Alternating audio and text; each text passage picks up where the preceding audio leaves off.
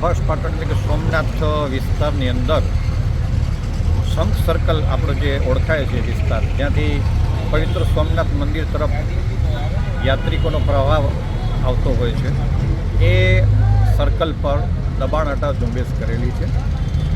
કુલ 41 જેટલી નાની મોટી મિલકતો જે દબાણ સ્વરૂપે છે એને નોટિસ આપી આ કામગીરી કરેલી છે.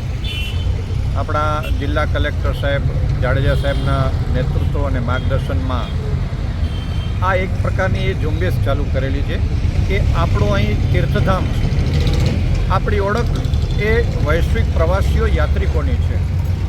તો યાત્રિકોના આવાગમનમાં માર્ગમાં જે કંઈ દબાણો હોય, અવરોધ હોય, એ આપણે કોઈને કોઈ સમયે તો દૂર કરવાના જ રહ્યા. યાત્રિકો પ્રવાસીઓ આવે અને જતી વખતે એને સંતોષ થાય કે અમને અહીં ખૂબ મજા પડી, ખૂબ સારી સગવડ છે, કોઈ અવરોધ નથી, તો જ આપણી કામગીરી સાર્થક ગણાય. અને સાહેબના માર્ગદર્શન હેઠળ આ મધ્યવર્તી વિચારને આગળ વધારી રહ્યા છીએ. આવનારા દિવસોમાં આપણે આ જ પ્રકારની કામગીરી તીર્થધામની અંદર અન્યત્ર પણ કરીશું. હાલે મેં આપને જણાવ્યું તેમ શંખ સર્કલ અને બીજી તરફ ત્રિવેણી ઘાટ પાસે આ કામગીરી ચાલી રહી છે. બધા લોકો ખૂબ સહકાર આપે છે અને એ રીતે આપણે અંતિમ આપણો ધ્યેય જે છે કે યાત્રિકો પ્રવાસીઓની સુખ સુવિધા સુચારુ રૂપથી ચાલે અને એમને જતા વખત અહીં આહલાદક અનુભવ થાય કે ભાઈ અમને અહીં ખૂબ મજા પડી, ખૂબ સરસ દર્શન પણ કર્યા, સુવિધા પણ સારી છે, બીજી વાર આવવાનું મન થાય. બસ આ કેન્દ્રીય વિચારને આગળ વધારી રહ્યા છીએ અને એ અનુસાર અમે કામગીરી કરી રહ્યા છીએ.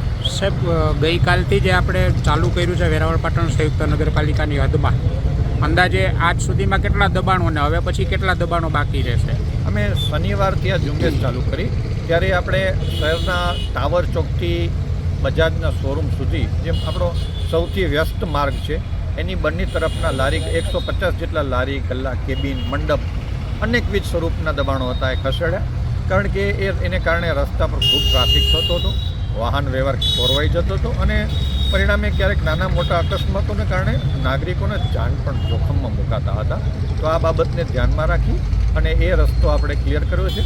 પણ આપણો સંપૂર્ણ ઉદ્દેશ એવો છે કે આ 7 કિલોમીટરનો જે શહેરની ઓળખ સમાન રોડ છે, જે જાહેર માર્ગ છે, એ કાયમ માટે ખુલ્લો રહે, યાત્રિકો, નાગરિકો સુચારુથી આવાગમન કરી શકે.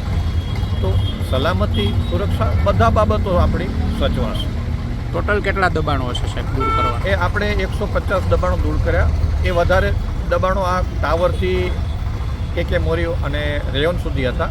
હજુ પણ દબાણો છે, પણ એની લંબાઈ એટલે કે લેન્થ વધારે છે કિલોમીટરમાં, પણ દબાણોની સંખ્યા સીમિત છે. એ પણ આપણે લઈ લઈશું અને અંતિમ રીતે આપણે અહીં શંખ સર્કલ ઊભા છીએ, શંખથી કરી અને આપણું જે એન્ટ્રી છે શહેરની નમસ્તે સર્કલ સુધી, એ બધા એરિયાની અંદર આ પ્રકારે ક્લિયરિટી આવી જાય, આવાગમન સુચારુ રૂપથી થાય, એ આપણો મુખ્ય ઉદ્દેશ રહેશે.